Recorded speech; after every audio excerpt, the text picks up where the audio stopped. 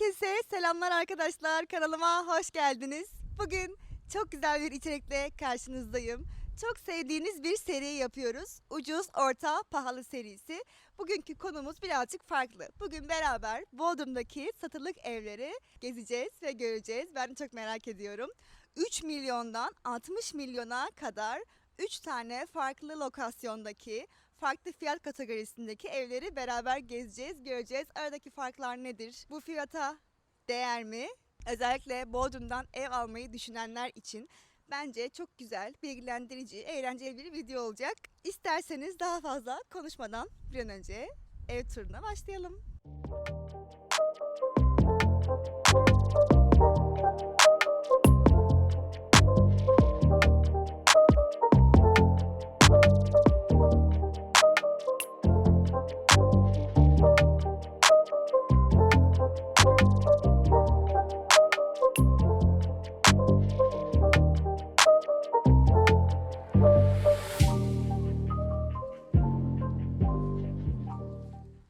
Bugün bize Bodrum'un en iyi emlakçılarından biri olan Serkan Bey eşlik edecek. Evet Serkan Bey, şu anda neredeyiz biz? İlk lokasyonumuza geldik.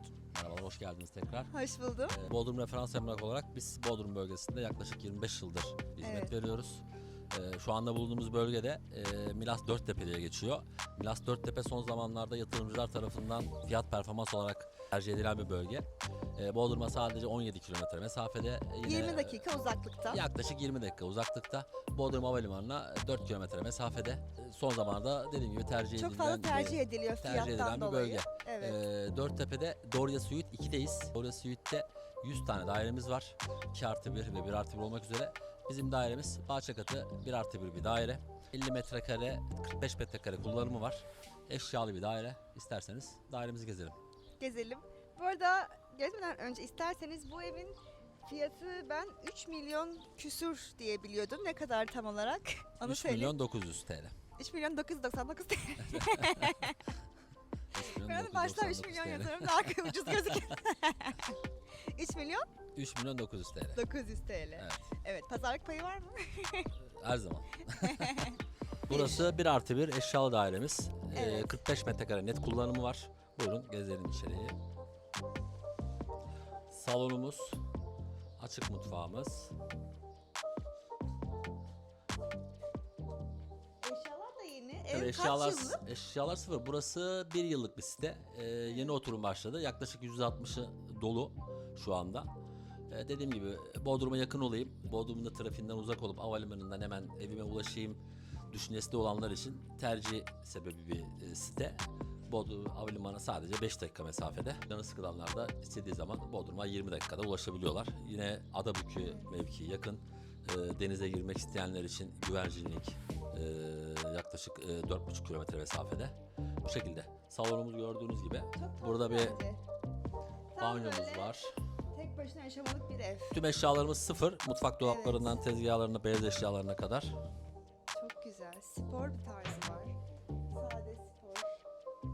Aslında burada mesela havalimanında çalışan insanlar olabilir. Tabii bölgede son zamanlarda Çok havalimanı fazla iş yeri var. işletme açıldı. Hatta Dorya Suite 1'in önünde küçük bir AVM var. İşte Evet. içerisinde Starbucks, Evet. Microsoft gibi bir iki firma açıldı. Ha, bu sitenin içinde. Tabii siteye daha ya Dorya 1 sitesinin önünde o. Oranın AVM'si Dorya Suite AVM diye geçiyor.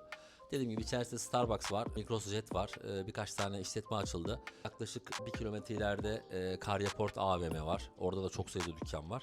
Tabii bölgede çalışan sayısı çok. Dediğiniz gibi havalimanı, çevredeki otellerde o sebeple tercih edilen bir bölge.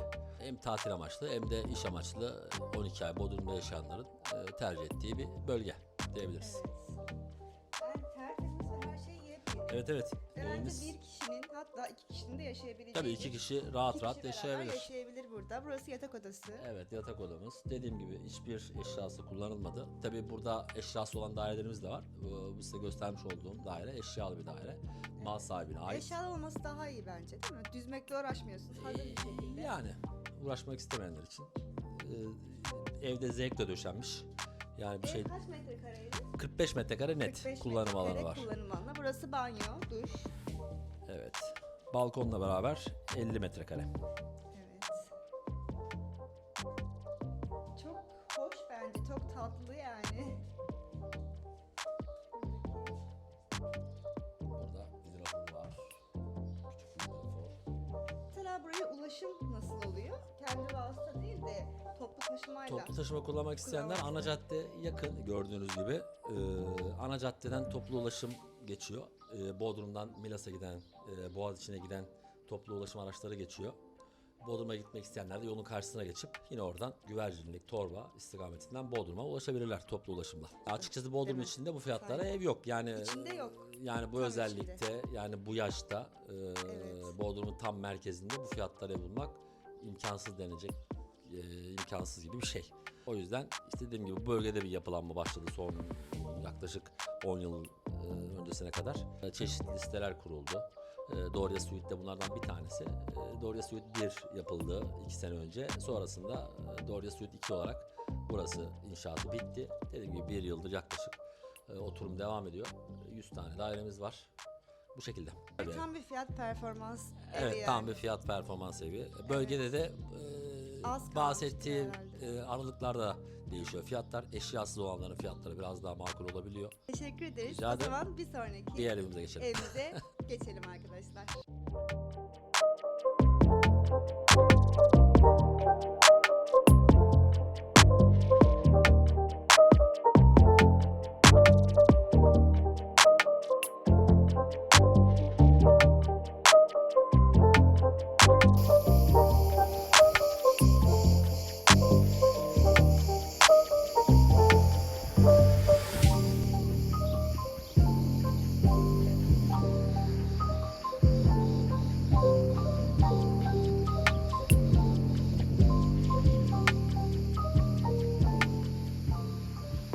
Şimdi ikinci lokasyonumuza geldik.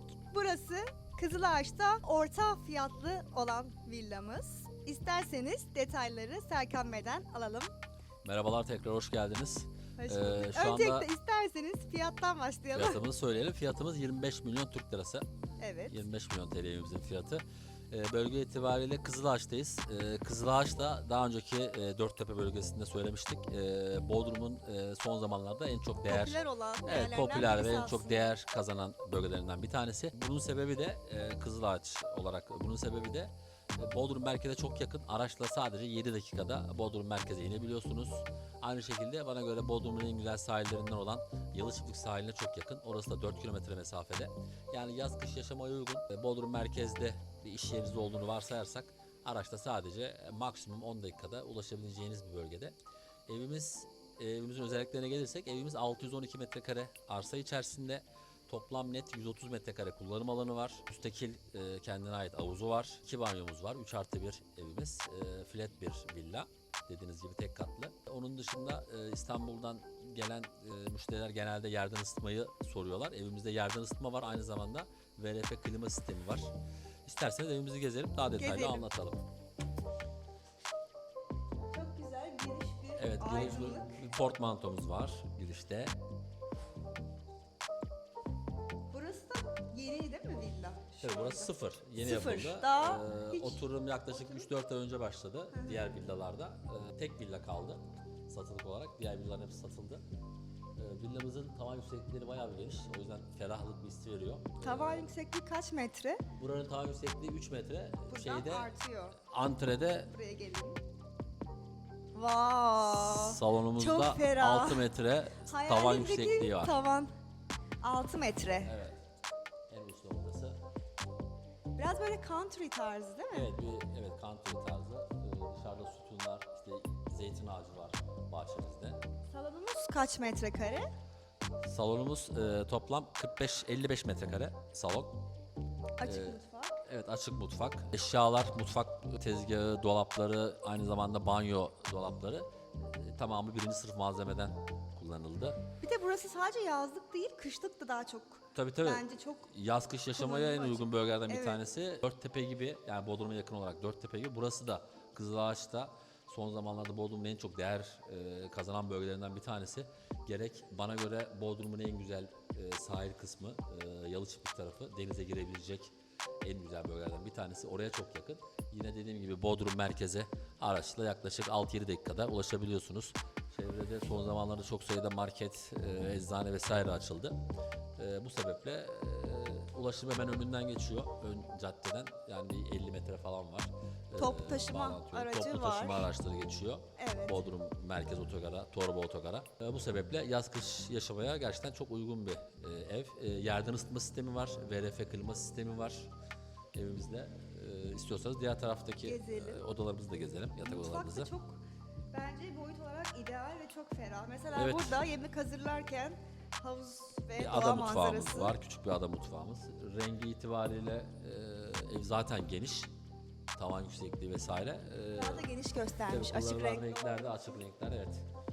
Dolaplar, olduğundan lake, daha fazla son göstermiş. kalite. Bence çok kullanılabilir mutfakta. Tabii geniş, Çok ferah. güzel bir mutfak alanı var.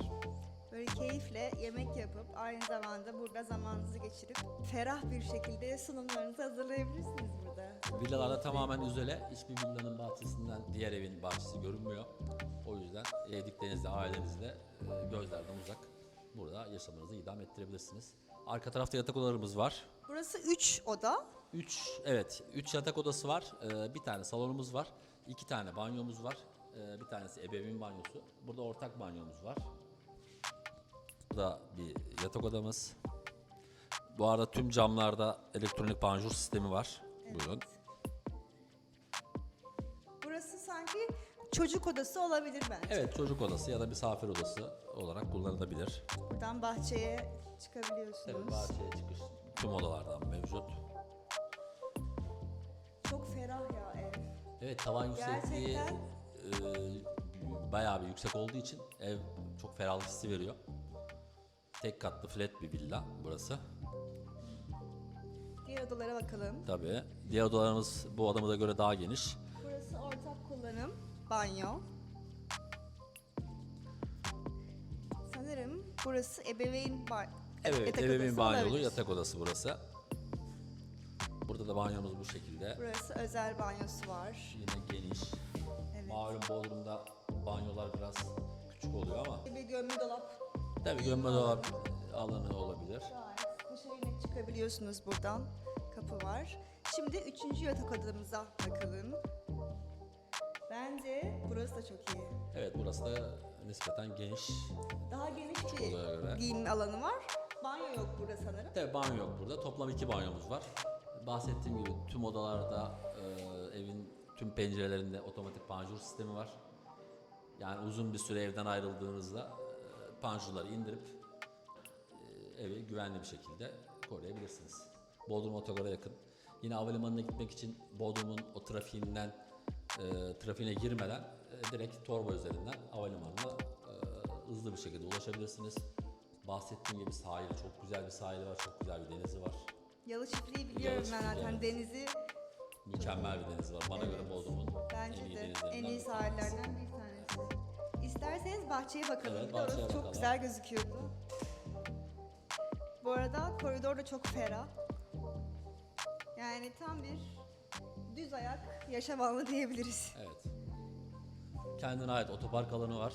Evimizin hemen girişinde. Aracınızı bırakıp birkaç adımda evinize ulaşabilirsiniz. Benim tavan detayı çok hoşuma gitti ya. Üçgen tavan detayı çok Evet. hoşuma gitti. Havuz gayet geniş. Evet, geniş bir havuz var. Yani şuradan diğer villalarımızda pergola sistemi yapıldı. Bu sütunlarla bağlanarak buraya böyle bir... Bir de mahremiyeti mahremiyet alanı çok güzel. Evet. Çünkü kimse sizi görmüyor. Evet. Bu arada Olabilir. ağaçlar uzayınca daha da böyle kapanacak birazcık. Tabii şurada bir tane zeytin ağacımız, burada bir zeytin ağacımız var. Bahçe alanı da bayağı geniş. Yani Tabii bahçe istediğiniz alanı geniş. bitkileri buraya dikip Dediğim gibi her villaya ait Bayağı 612 metrekare arsa payı var. Evlerin net oturum alanı 130 metrekare. evet. Bayağı geniş bahçemiz var. Isıtmayla ve soğutmayla alakalı herhangi bir problem yok. Büyük şehirlerden gelen müşterilerimiz genelde yerden ısıtmayı çok soruyorlar Evet, yerden Bodrum'da. ısıtma çok Aslında biz rahat. Bodrum'da pek alışık değiller ama yani dediğim gibi son zamanlarda yapılan evlerin tamamında neredeyse yerden ısıtma oluyor. Bu evimizde de yerden ısıtma var. Aynı şekilde VRF klima sistemi var. Yani sağlıklı bir şekilde yaz kış serinleyip ısınabilirsiniz. Peki 27 milyonda pazarlık payı var mı? 25 milyon. 25. Hemen 2, 2 milyon koydunuz. 2 milyon kendime pay aldım. Ya tabii sizin aracınızla gelen müşterimize biz de kendi Evet. komisyonumuzdan yani emlak hizmet bedelimizden gerekli indirimi de yaparız. Arkadaşlar bu arada eğer bu videoyu izleyip beğendiğiniz bir evi satın almayı veya kiralama var mı burada? Birincide burada- vardı. Birincide vardı. Burada Burada kiralama yok, satılık seçeneği yok. direkt. Burası satılık, evet. Yine Serkan Bey'in Instagram adresinden beğendiğiniz bir ev olursa kiralık veya satılık eğer benim takipçimseniz size özel bir indirim yapacaktır diye düşünüyorum. Tabii ki memnuniyet. 10 TL. Yok, yaparız ya. Bugünkü video konumuzdaki orta fiyat kategorisindeki villamızı beraber gezdik. Aslında yani fiyat olarak çok ucuz değil, pahalı da değil. Bahsettiğimiz Yalıçık'taki sahil itibariyle, Bodrum'a yakınlığı itibariyle ev zaten gördük. Gördüğümüz gibi özellikle güzel bir ev. Ya bunlar göz önünde bulunursa evimiz fiyatı Bence makul. Evet. İsterseniz bir sonraki lokasyonumuza yani Yahşi. şu an bugünkü en yüksek Son fiyatlı son villamıza geçelim. Orası da Yahşi'de. Şimdi Kızılağaç'tan Yahşi'ye gidiyoruz.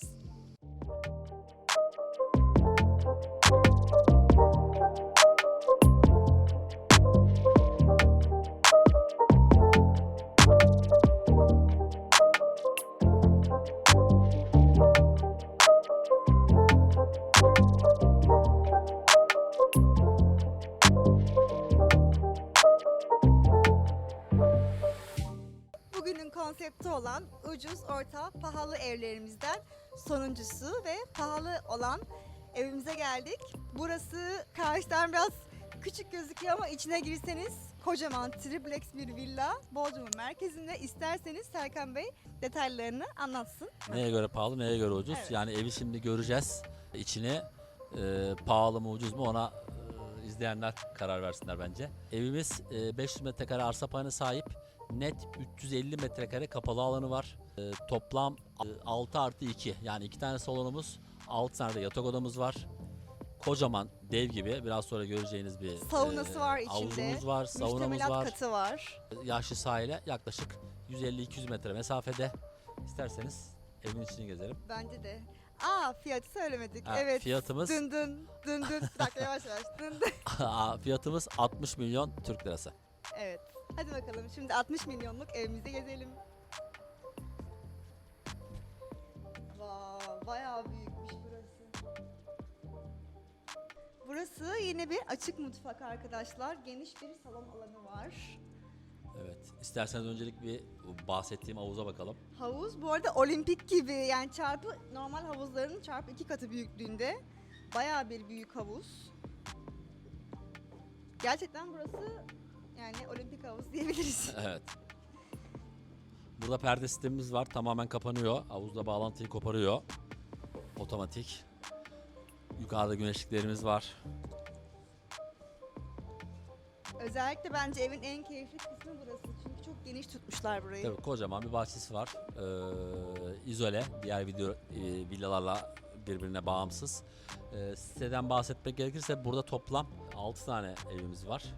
6 villamız var. Yanda da Pukka var. Evet, Pukka yanında da sitesi evet var. Pukka sitesi var.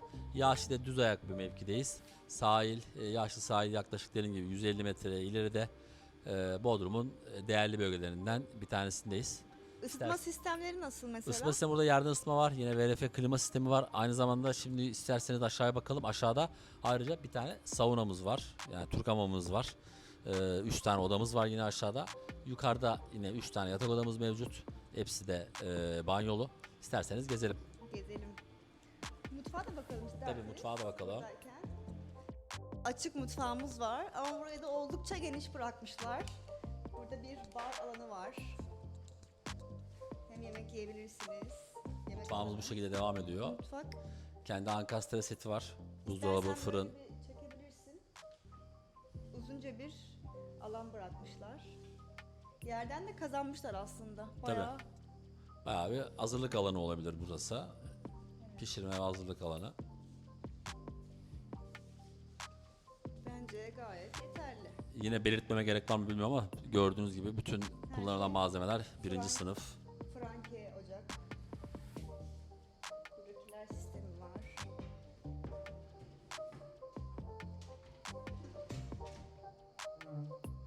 asıl üst katı merak ediyorum. Önce alt kata bakalım Alt isterseniz kata hızlı bir bakalım. şekilde. Tamam.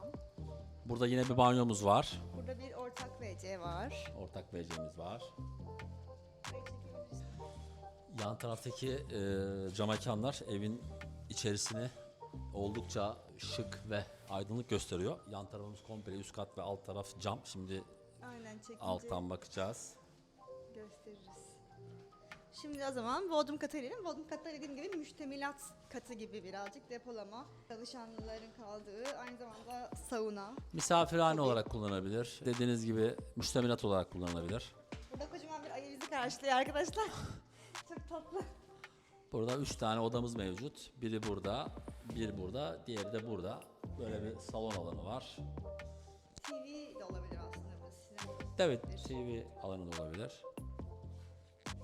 Burada bir tane de yine Burada bir ortak- ıslak alanımız var. Evet, bir banyo ve sağ tarafta da Türk hamamımız var, saunamız var. Böyle yakınlaşabilirsin istersen.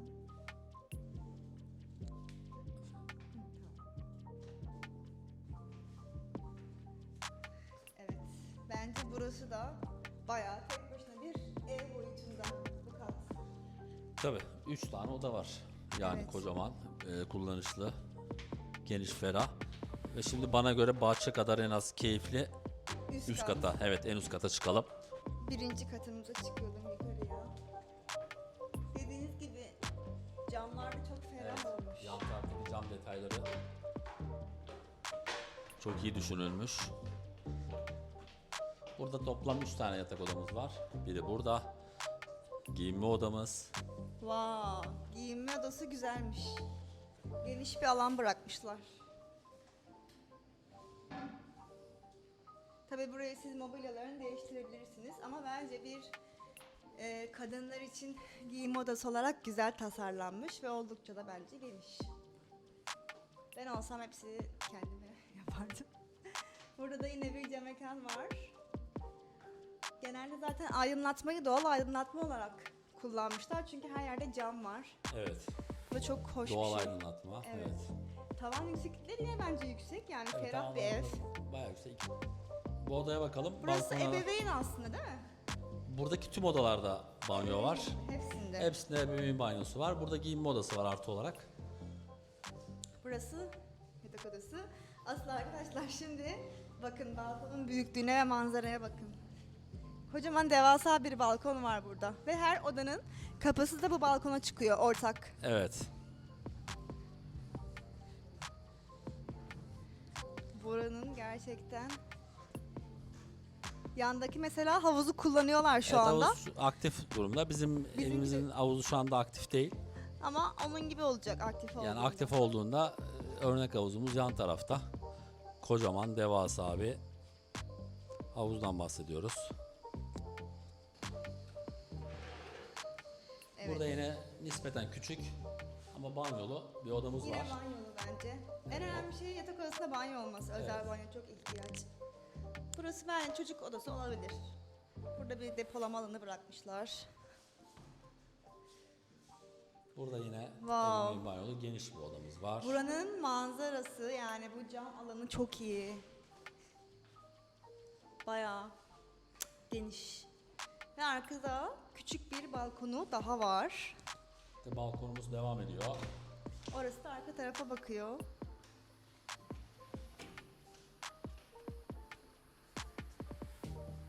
Böyle az önce gördüğümüz aydınlık alana bakan Evet. uzun bir balkon.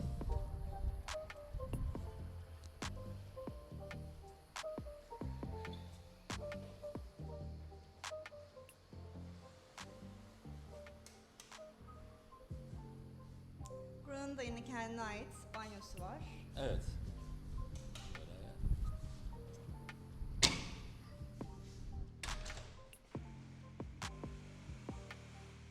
Balkona geçelim mi? Oranın Geçelim. ben manzarasını çok beğendim ya gerçekten. Ve şu begonvillerin güzelliği. Buranın da manzarası çok güzel bak. Evet, geçiş bir Çok odadan geniş aşağı bir inerken alan geçiş. bırakmışlar. Çok ferah. Geçiş yolları gerçekten güzel. Konum itibariyle evimiz Yaşlı Sahil'de. Midtown Ortakent. AVM'ye çok yakın. Midtown AVM, Bodrum merkeze de yine araçla maksimum 10-15 dakikada ulaşabileceğiniz bir lokasyondayız.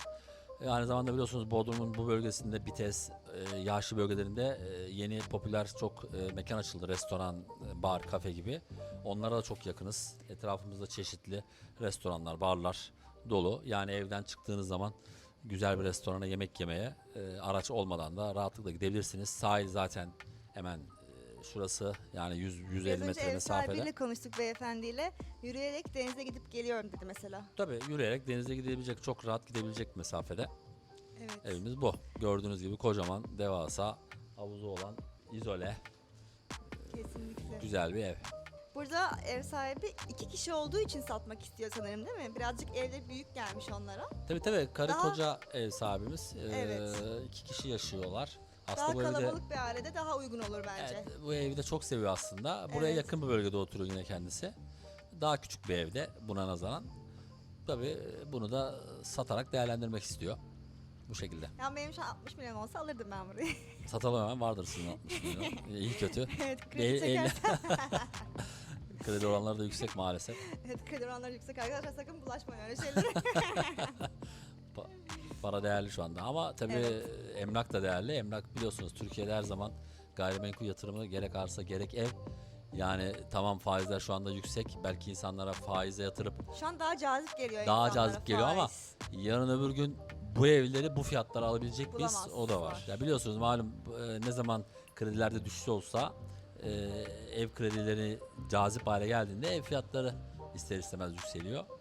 Dediğim gibi yani evimizin fiyatı 60 milyon. Evin metrekaresi, özellikleri, bölgesi itibariyle değer bir fiyat. Şu anda emlak piyasası sizce yani Bodrum genelinde nasıl? Tabii şu anda genel anlamda bir, yani geçtiğimiz zamanlara kıyasla bir şey var, bir düşüş var, bir yavaşlama var. Ama Bodrum, yani derler ya İstanbul taşı toprağı altın. Bana göre bu Bodrum için geçerli bir şey. Bodrum her zaman üzerine koyan bir bölge. Bu sebeple yani Bodrum'dan ne zaman bir ev alırsanız alın her zaman zaman değer, kârda her bence. zaman Yani kârdasınız. 1 metrekare toprağın da olsa Yani- kârdasın. Tabii yani burada dediğiniz gibi bir kümesiniz bile olsa Evet. kârdasınız. Yani devamlı değer kazanan bir bölge. Gerek yerli yatırımcı, gerek yabancı yatırımcı. Biliyorsunuz yakın zamanlarda futbolcu Muhammed yani Salah Muhammed Salah 400 milyon 400 ev milyona almış. bir ev aldı Bodrum'dan. Belki bir sonraki videomuzda da biz 400 milyonluk bir ev çekeriz. İnşallah çekeriz tabii ki. Evet. Sizin artık bir üst segmentteki evlerinizi beraber gezeriz. Tabii ki memnuniyetle.